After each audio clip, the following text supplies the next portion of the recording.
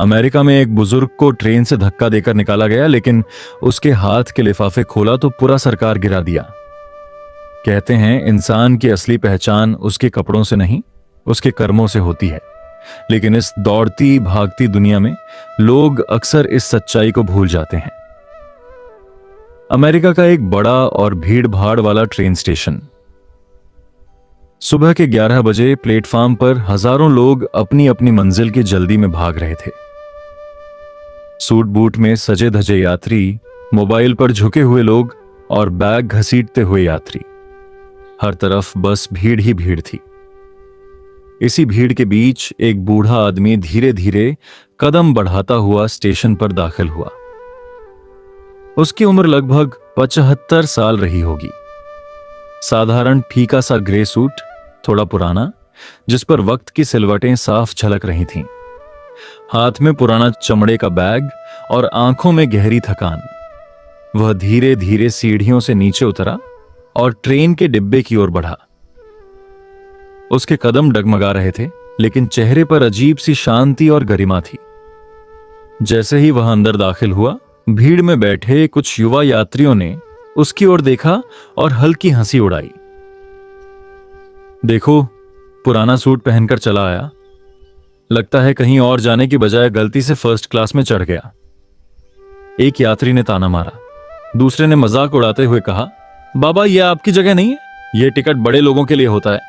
बुजुर्ग चुप रहे। उन्होंने बिना कुछ कहे अपनी टिकट निकाली और नजरें झुकाकर अपनी सीट ढूंढने लगे। तभी कंडक्टर आ गया।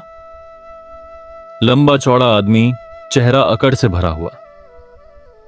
उसने बुजुर्ग की ओर देखा और ऊंची आवाज में बोला, अरे, ये कौन अंदर घुस आया? बाबा, ये डिब्बा आपके बस का नहीं है, निकलो यहां से। बुजुर्ग ने शांति से कहा, बेटा, मेरे पास टिकट है, बस मेरी सीट दिखा दो। लेकिन कंडक्टर ने टिकट देखे बिना ही हाथ उठाकर धक्का दे दिया। बोला ना, निकलो यहां से, वरना मैं खींचकर बाहर फेंक दूंगा।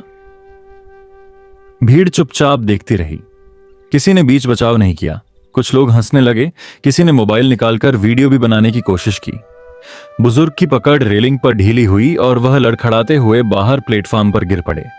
उनके हाथ से पुराना बैग छूटकर जमीन पर जा गिरा। उनका माथा हल्का सा छिल गया और खून की एक पतली लकीर बह निकली, लेकिन उन्होंने विरोध नहीं किया। बस धीरे से उठे, बैग संभाला और प्लेटफार्म की बेंच पर जाकर बैठ गए।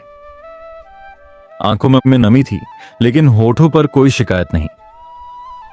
आसपास बैठे लोग कानाफूसी करने लगे। लगता है कोई बेघर है, पता नहीं कैसे टिकट ले लिया, नाटक कर रहा होगा, आजकल तो ऐसे बहुत घूमते हैं। बुजुर्ग चुपचाप बैठे रहे। उनके चेहरे की चुप्पी उन तमाम तानों से ज्यादा भारी लग रही थी।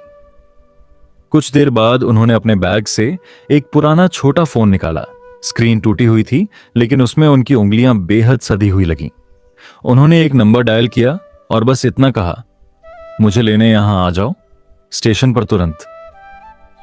उनकी आवाज में कोई गुस्सा नहीं था, लेकिन एक ठंडा सा सन्नाटा था। प्लेटफार्म पर अभी भी वही भीड़ भाड़ और शोर था, लेकिन किसी ने ध्यान नहीं दिया कि इस खामोश कॉल के बाद जल्द ही पूरा माहौल बदलने वाला है। करीब 20 मिनट भी नहीं बीते थे कि अचानक प्लेटफार्म पर हलचल मच गई। दूर से पुलिस सायरन की आवाज सुनाई दी। लोगों ने सोचा कोई हादसा हुआ होगा, लेकिन अगले ही पल काले रंग की एसयूवी गाड़ियां और सरकारी वाहन स्टेशन के गेट पर आकर रुके। दरवाजे खुलते ही करीब दर्जन भर सुरक्षा अधिकारी और कुछ सूट बूट पहने लोग तेजी से प्लेटफार्म की ओर भागे। उनका चेहरा तनाव से भरा हुआ था, जैसे किसी बड़ी शख्सियत को ढूंढ रहे हों। सर्च द प्लेटफार्म, एक अधिकारी ने आदेश दिया। यात्रियों ने चौंक कर इधर उधर देखना शुरू कर दिया। क्या हुआ? किसके लिए इतनी फोर्स आई है? भीड़ में फुसफुसाहट फैलने लगी। तभी उन अधिकारियों में से एक बूढ़े आदमी तक पहुंचा। उसे देखते ही उसने रुककर गहरी सांस ली और अचानक झुककर सलाम ठोक दिया। सर, उसकी आवाज गूंज उठी। पूरा प्लेटफार्म स्तब्ध रह गया। जो लोग कुछ देर पहले उसे भिखारी समझकर हंसी उड़ा रहे थे, उनकी आंखें चौड़ी हो गईं। बूढ़ा आदमी शांति से खड़ा हुआ। उसके माथे पर अब भी चोट का हल्का निशान था, लेकिन उसकी आंखों की गरिमा अब सबके दिलों में उतर रही थी। सूट पहने एक और अधिकारी दौड़कर आया और लगभग कांपते हुए बोला, हम देर से पहुंचे सर, हमें माफ कर दीजिए। उसके बाद उसने कंधे से वॉकी टॉकी हटाकर आदेश दिया, एरिया सील करो तुरंत। अचानक पूरे स्टेशन पर सुरक्षा घेरा कस गया। पुलिसकर्मी प्लेटफॉर्म पर लाइन बनाकर खड़े हो गए। यात्री हैरानी में खड़े रह गए। कंडक्टर, जिसने कुछ देर पहले बुजुर्ग को धक्का देकर ट्रेन से बाहर फेंका था, अब डर के मारे वहीं जम गया। उसका चेहरा सफेद पड़ गया और पसीने की बूंदें माथे से टपकने लगीं। बूढ़े आदमी ने उसकी ओर देखा।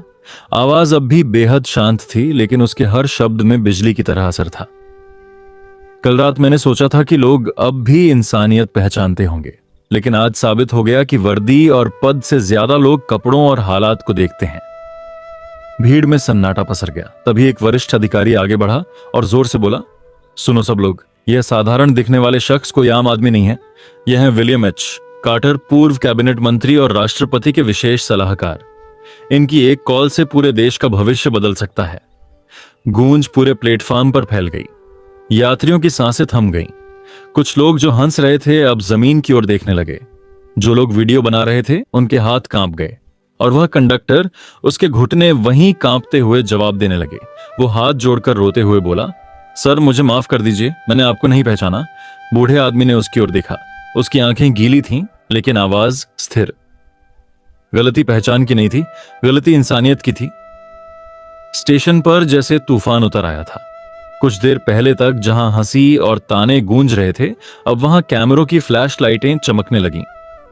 टीवी चैनलों के रिपोर्टर भागते हुए पहुंचे। माइक्रोफोन बूढ़े आदमी के सामने बढ़ा दिए गए। सर, क्या यह सच है कि आपको ट्रेन से धक्का देकर निकाला गया? कंडक्टर ने आपके साथ बदसलूकी क्यों की? क्या आप इस घटना पर सरकार से कार्रवाई की मांग करेंगे? बूढ़ा आदमी विलियम एच कार्टर एक गहरी सांस लेकर चुप खड़ा रहा। उसकी खामोशी में ही जवाब छिपा था। पास खड़े वरिष्ठ अधिकारी ने मीडिया को रोका, शांति रखिए, अभी सर की तबीयत ठीक नहीं है। लेकिन कैमरे बंद नहीं हुए। खबर सोशल मीडिया पर फैल चुकी थी। Former minister thrown off train, adviser to president humiliated in public. Headlines आग की तरह फैल गईं। भीड़ में खड़े आम लोग अब शर्म से नजरें झुका रहे थे। कुछ महिलाएं रो पड़ीं। हमने देखा था पर मदद नहीं की। अगर उस वक्त हम बोल पड़ते तो यह अपमान रुक सकता था। कंडक्टर, जिसका चेहरा पसीने से भीग चुका था, अब पूरे स्टेशन की नजरों में गुनहगार बन गया। उसने कांपते हुए घुटनों पर गिरकर कहा, सर मेरी गलती थी, मैं आपको पहचान नहीं पाया। कार्टर ने उसकी ओर देखा। उसकी आंखों में गुस्सा नहीं बल्कि भारी उदासी थी। वो बोला, तुम्हारी गलती मुझे पहचानने की नहीं थी। गलती यह थी कि तुमने इंसान को इंसान मानना ही छोड़ दिया। यह वाक्य सुनते ही पूरा स्टेशन सन्न रह गया। तभी राष्ट्रपति भवन से कॉल आया। एक अधिकारी ने फोन कार्टर की ओर बढ़ाया। दूसरी ओर राष्ट्रपति की आवाज थी, सर यह पूरे देश के लिए शर्म की बात है। हम तुरंत जांच बैठा रहे हैं। जिन अधिकारियों ने आपकी बेइज्जती की उन्हें बख्शा नहीं जाएगा। कार्टर ने शांत स्वर में जवाब दिया, मिस्टर राष्ट्रपति, सज्जा का फैसला आप पर छोड़ता हूं, लेकिन याद रखिए, अगर देश को सच में मजबूत करना है तो बुजुर्गों और आम इंसानों की इज्जत सबसे पहले आनी चाहिए। फोन रखते ही मीडिया ने इस लाइन को हेडलाइन बना दिया, respect is the real power, William Carter. उस रात हर टीवी चैनल पर यही खबर छाई रही। सोशल मीडिया पर लोग गुस्से में थे। अगर एक पूर्व मंत्री के साथ यह हो सकता है तो आम लोगों के साथ रोज क्या होता होगा? इस घटना ने हमें आईना दिखा दिया। अगली सुबह पूरा देश हिल चुका था। अमेरिका के सबसे बड़े अखबारों की हेडलाइन थी, Elder statesman humiliated on train, nation demands justice. Her TV channel, her social media post में विलियम एच कार्टर का नाम गूंज रहा था। स्टेशन पर फिर भीड़ जमा थी, इस बार देखने नहीं बल्कि माफी मांगने। वो लोग भी जो एक दिन पहले तमाशा देख रहे थे अब सिर झुकाकर खड़े थे। कंडक्टर को पुलिस घेरे हुए थी, चेहरा सूजा हुआ, आंखों में डर और पछतावा। अलावा उसने कार्टर के पैरों में गिरकर रोते हुए कहा, सर मैंने बड़ा पाप किया, कृपया मुझे माफ कर दीजिए। मैं जिंदगी भर आपकी इंसानियत का सबक याद रखूंगा। कार्टर ने उसे उठाते हुए धीरे से कहा, बेटा माफी तो मुझसे नहीं, उस भीड़ से मांगनी चाहिए जिसे तुमने सिखाया कि बुजुर्ग का अपमान करना आसान है। सबके सामने झुको और कहो कि इंसानियत सबसे ऊपर है। इसलिए कहते कि कपड़े, ओहदा या हालात कुछ भी हो, हर इंसान की इज्जत करना ही असली इंसानियत है, क्योंकि असली ताकत सम्मान में है। Respect is the real power.